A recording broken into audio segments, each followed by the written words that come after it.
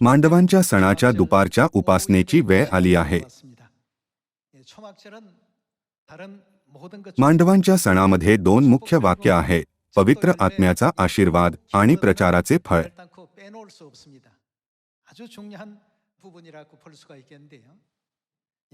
मी प्रार्थना करतो की या मांडवांचा सणाच्या माध्यमातून पिता आणि माता सुवार्तेचे दार उघडतील आणि मागील पावसाचा पवित्र आत्मा सर्व चर्च, सर्व परिवार आणि तुम्हांपैकी प्रत्येकाला दिला जाईल. जेव्हा आपण आपल्या सामर्थ्याने सुवार्तेचे कार्य करण्याचा प्रयत्न करतो तेव्हा सर्व काही अशक्य आणि अवघड वाटते. हे सुवार्तेचे कार्य परमेश्वराच्या सामर्थ्याने झाले पाहिजे. जर एखाद्या व्यक्तीने हाताने माती खणली तर ते किती संथ आणि कठीण होईल. मात्र जर फावड्याचा वापर करण्यात आला तर हे खूप सोपे होईल. जर खणणाऱ्या यंत्राचा वापर करण्यात आला तर काय होईल? हे खूप सोपे होणार नाही का? आपल्या हातांनी खणण्यापेक्षा फावड्यासारख्या साधनांचा वापर करणे खूप चांगले होईल. या व्यतिरिक्त जर खणणारे यंत्र देखील आले तर काम खूप सोपे होऊन जाईल. आपण असे म्हणू शकतो की आता आपण फक्त आपल्या हातांनी सुवार्तेचे कार्य करत आहोत. आपण फक्त हाताने जमिनीची मशागत करत आहोत. पण परमेश्वर खणणाऱ्या यंत्रापेक्षाही जास्त सामर्थ्यवान गोष्टीचा वापर करू शकतात.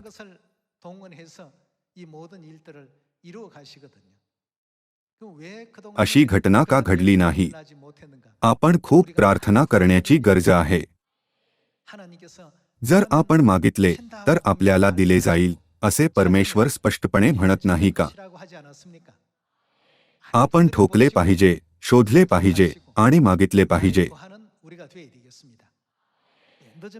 आपण मागील पावसाच्या पवित्र आत्म्याचे सामर्थ्य देखील मागितले पाहिजे.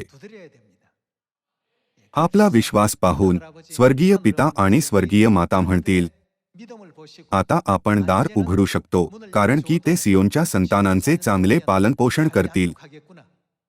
त्यांच्याकडे धीर आणि परमेश्वराचे प्रेम आहे.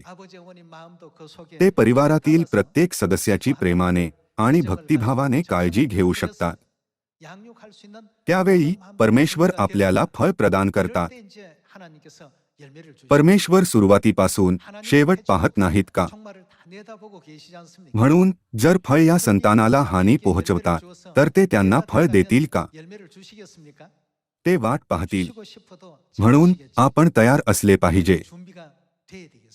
पहिली गोष्ट जी आपण तयार करण्याची गरज आहे ती म्हणजे परमेश्वरावरील आपला विश्वास. आजचे शीर्षक आहे, हे करण्यास मी समर्थ आहे असा तुम्ही विश्वास धरता काय? भाऊ आणि बहिणींनो, आपण या प्रश्नाचे उत्तर कसे दिले पाहिजे? जर परमेश्वर विचारतात, मी विश्व मिशनला पूर्ण करू शकतो असा तुम्ही विश्वास धरता काय, तर आपण काय म्हटले पाहिजे?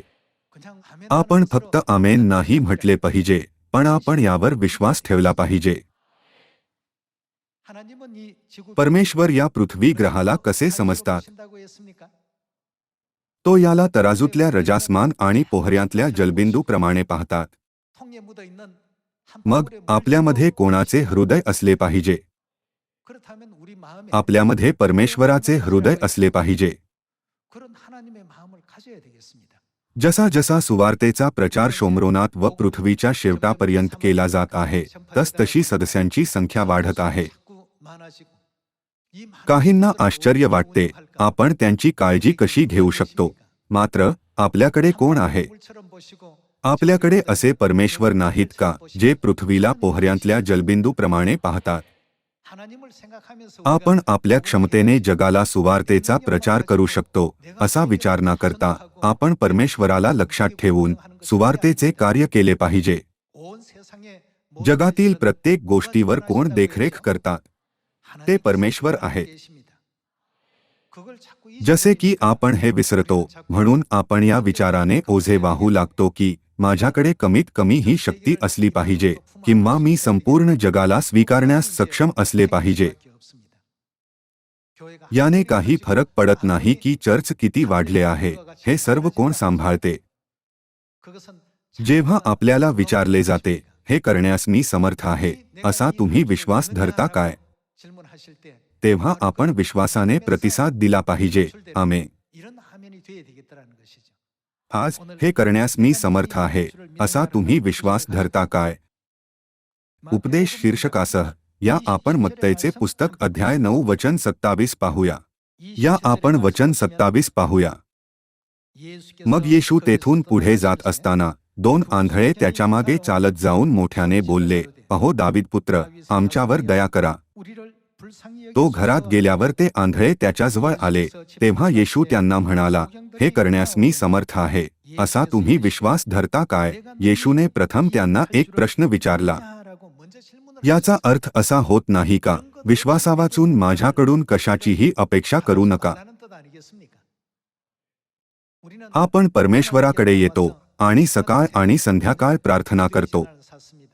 आपण परमेश्वराबद्दल विचार न करता सवयीप्रमाणे प्रार्थना नाही केली पाहिजे की हा परमेश्वराचा नियम आहे.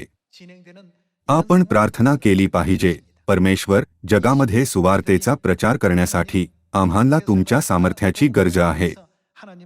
कृपया आम्हाला मागील पावसाच्या पवित्र आत्म्याचे संपूर्ण शस्त्र परिधान करू द्या आणि पवित्र आत्म्याच्या कृपेने आमचे मार्गदर्शन करा. आपण आणखी जास्त क्षमतांची अपेक्षा नाही केली पाहिजे. त्याऐवजी आपण असा विश्वास ठेवला पाहिजे की परमेश्वर जे आपल्या सोबत आहे ते आपल्याला विजयाकडे घेऊन जात आहे आणि आपल्याला त्या मार्गावर घेऊन जात आहे जेथे आपण सुवार्तेच्या या कार्याला पूर्ण करू शकतो. त्या परिस्थितीमध्ये आपल्याकडे एक शांत मन, एक आनंदी हृदय आणि आनंद नसेल का. जरी आपण वधस्तंभाच्या मार्गावर चालत असलो तरी देखील आपण असा विश्वास ठेवून शेवटी मिळणाऱ्या आनंदाची आशा बाळगली पाहिजे की जर आपण या क्षणाला सहन केले तर स्वर्ग आपल्या समोर असेल. अशा विश्वासाने आपण स्वतःला सुवार्तेसाठी समर्पित केले पाहिजे. 2 आंधळे त्याच्यामागे चालत जाऊन मोठ्याने बोलले, अहो दावीद पुत्र, आमच्यावर दया करा. तो घरात गेल्यावर ते आंधळे त्याच्याजवळ आले. तेव्हा येशू त्यांना म्हणाला, हे करण्यास मी समर्थ आहे असा तुम्ही विश्वास धरता काय. जेव्हा आपल्याला हा प्रश्न विचारला जातो तेव्हा आपण असा विचार केला पाहिजे का की मी विमानाने अमेरिकेला आणि ब्राझीलला गेलो आहे आणि ते खूप मोठे आहे. मी विश्व सुवार्ता प्रचार कधी करू शकणार. आपल्याला परमेश्वराच्या दृष्टीची गरज आहे. जेव्हा आपल्याकडे या जगाला पोहऱ्यातल्या जलबिंदूप्रमाणे पाहणाऱ्या परमेश्वराचा दृष्टिकोन असेल, फक्त तेव्हाच आपण जगाला वाचवू शकतो, हो ना. फक्त तेव्हाच आपण परमेश्वराची विश्वासू संतान बनू शकतो जे जगाला वाचविण्यात पुढाकार घेतात. सुमारे 2000 वर्षांपूर्वी येशूने 2 आंधळ्या मनुष्यांना विचारले, हे करण्यास मी समर्थ आहे असा तुम्ही विश्वास धरता काय. ते त्याला म्हणाले, होय प्रभू. दुसऱ्या शब्दांमध्ये 2 आंधळ्या मनुष्यांनी उत्तर दिले, आमेन. या आपण वचन 29 पाहूया. तेव्हा त्याने त्यांच्या डोळ्यांना स्पर्श करून म्हटले. त्यांनी काय म्हटले. प्रथम त्यांनी विचारले, विश्वास धरता काय, आणि मग म्हटले, तुमच्या विश्वासाप्रमाणे तुम्हाला प्राप्त होवो.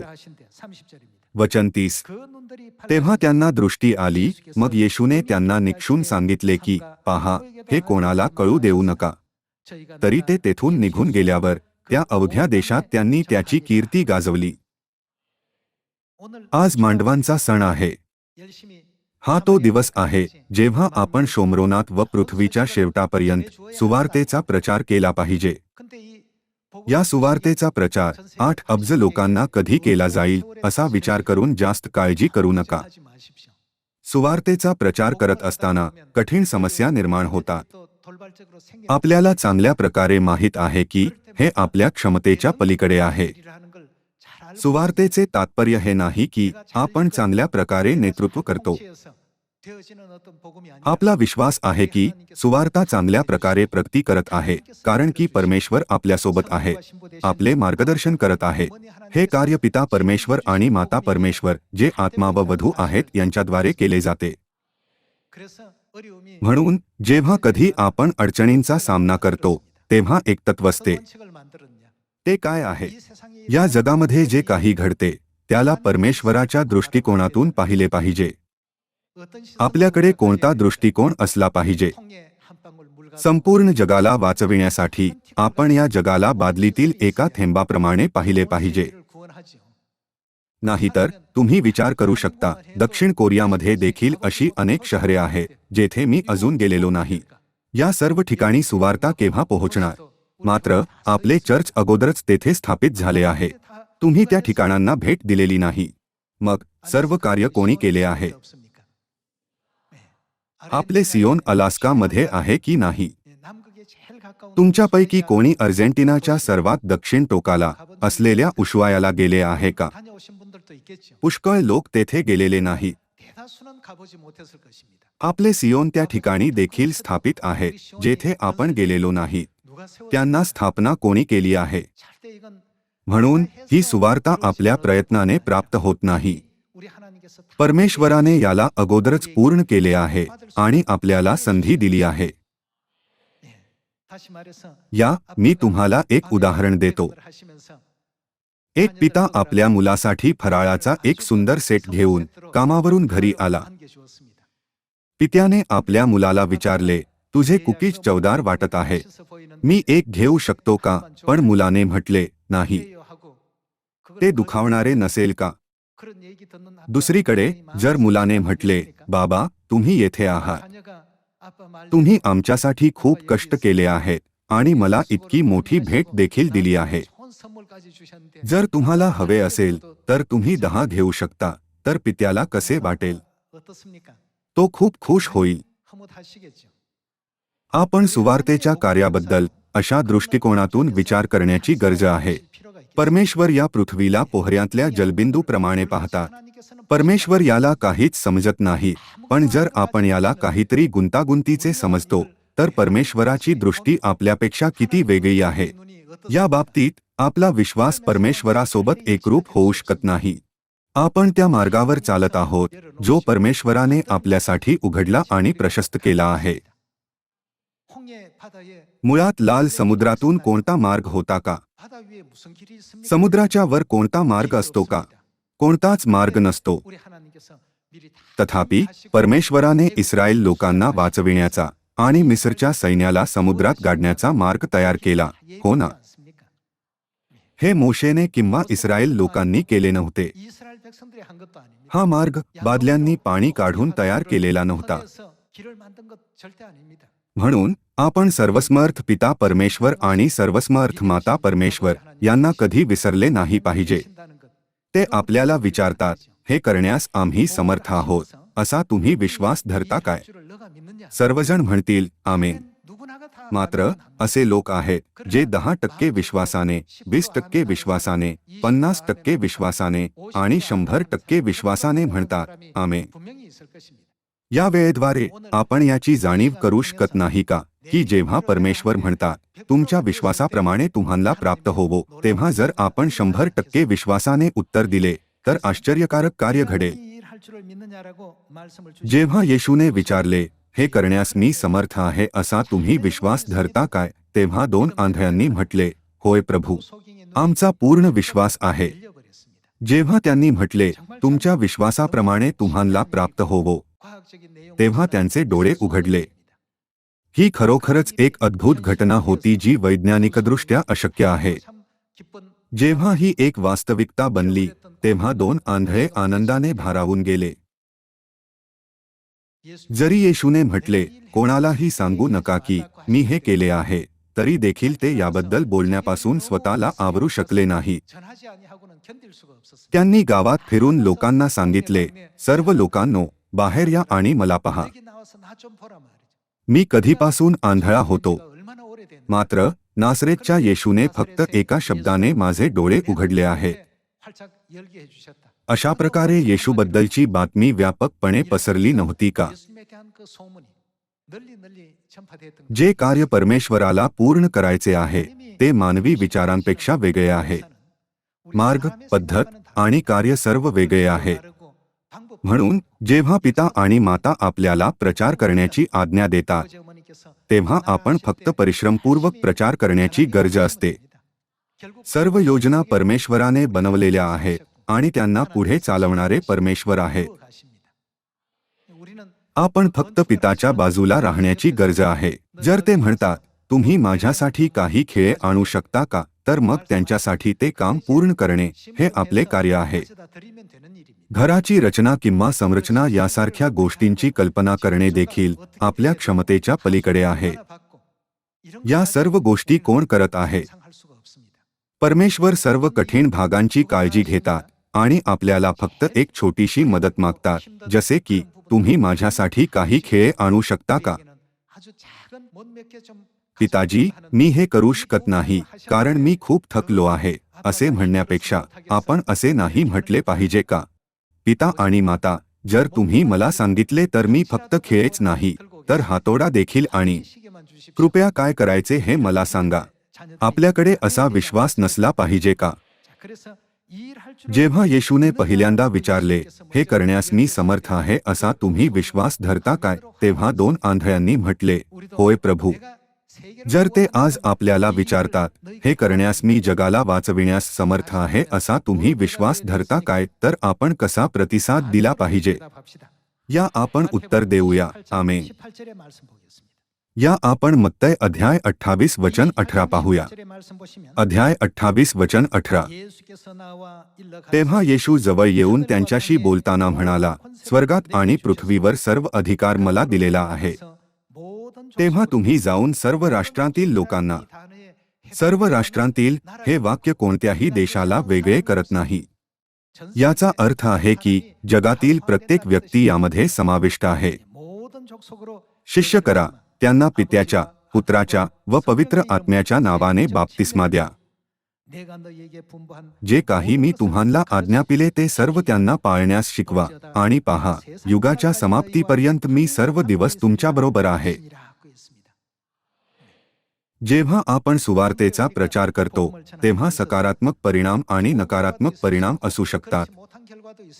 त्या दिवशी आपल्याला जे काही दिले जाते त्याबद्दल आपण परमेश्वराला धन्यवाद दिला पाहिजे. एखाद्याने 10 फळ उत्पन्न केले पण मी एकही उत्पन्न करू शकलो नाही असा विचार करून निराश होऊ नका. जसे की परमेश्वराने म्हटले, जा आणि प्रचार करा, म्हणून आपण पिता आणि माताच्या शिकवणींचे पालन करतो, वेळी आणि अवेळी, आणि मग ते ऐकोत किंवा ना ऐकोत प्रचार करतो. बायबल आपल्याला सांगते की स्वीकार करणे किंवा नाकारणे हे त्यांच्यावर अवलंबून आहे. आपण याला पोहऱ्यातील एक जलबिंदू किंवा तराजूतील धुळीच्या सूक्ष्म कणाप्रमाणे पाहिले पाहिजे. जर आपण याबद्दल जास्त विचार केला तर आपण भयभीत होणार आणि काहीही साध्य करू शकणार नाही. म्हणून आपल्याला परमेश्वराच्या दृष्टिकोनाची गरज आहे. बायबल आपल्याला ख्रिस्तासारखी मानसिकता ठेवण्याची शिकवण देते. म्हणून आपल्याकडे फक्त ख्रिस्ताची मानसिकता नाही तर त्यांचा दृष्टिकोन आणि विचार देखील असले पाहिजे. जेव्हा आपण मत्तय अध्याय 28 वाचतो तेव्हा येशूने म्हटले, युगाच्या समाप्तीपर्यंत मी सर्व दिवस तुमच्याबरोबर आहे, आणि आपल्याला सर्व राष्ट्रांतील लोकांना सुवार्तेचा प्रचार करण्याची आज्ञा दिली. याचा अर्थ आहे की परमेश्वर स्वतः घर बांधतील आणि रचना करतील.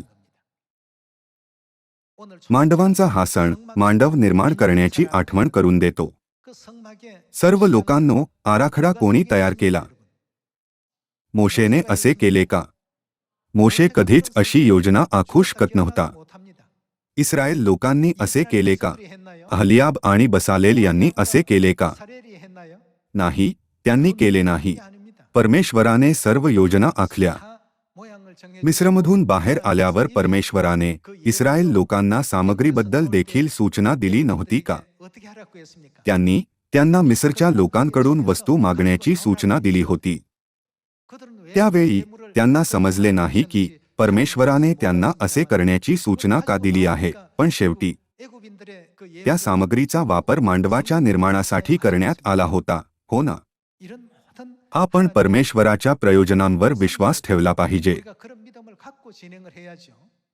मी बोलण्यात चांगला आहे असा विचार करून आपण आपल्या क्षमतेवर अवलंबून नाही राहिले पाहिजे आणि मी बोलण्यात चांगला नाही असा विचार करून देखील निराश नाही झाले पाहिजे. जेव्हा मोशेने म्हटले की तो बोलण्यात समर्थ नाही, तेव्हा परमेश्वराला आनंद झाला होता का?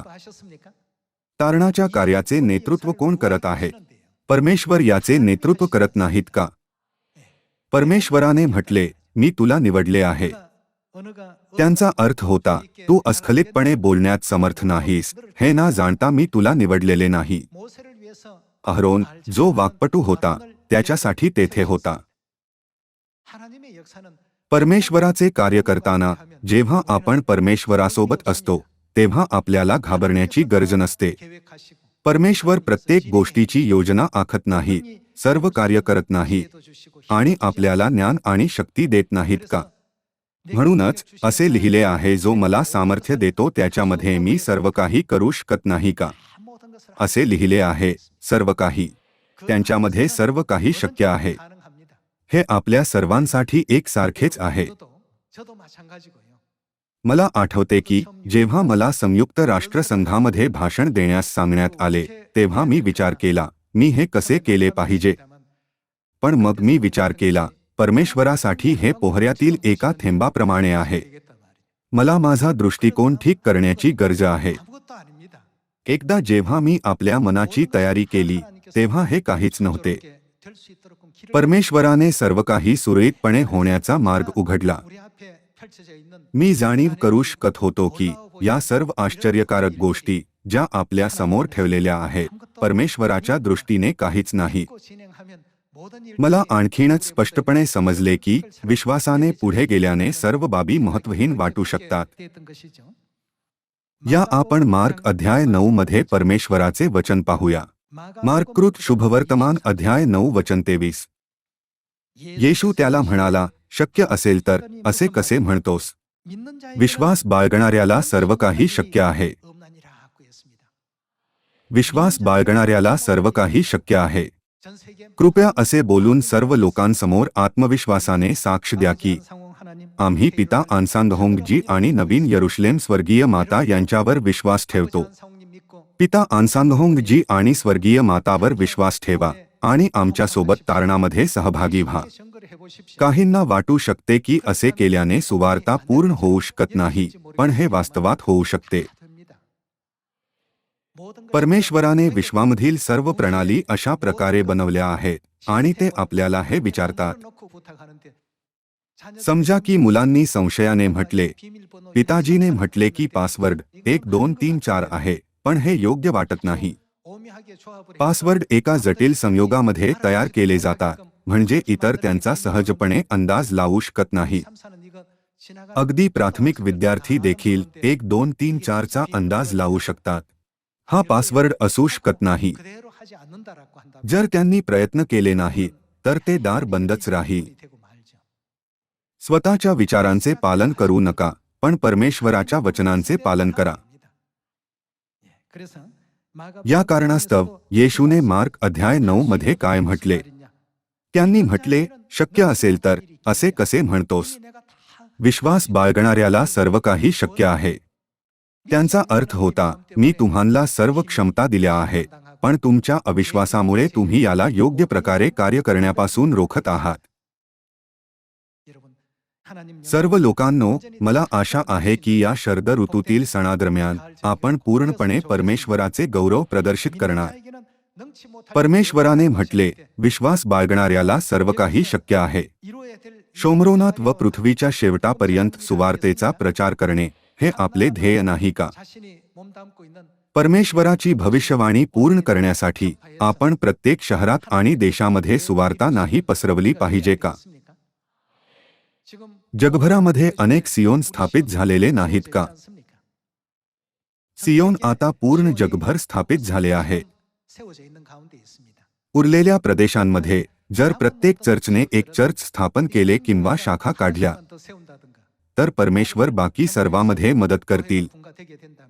आजपर्यंत ज्यामध्ये सुवार्ता परमेश्वराच्या मदतीशिवाय चालली असेल असे कोणतेच युग झालेले नाही.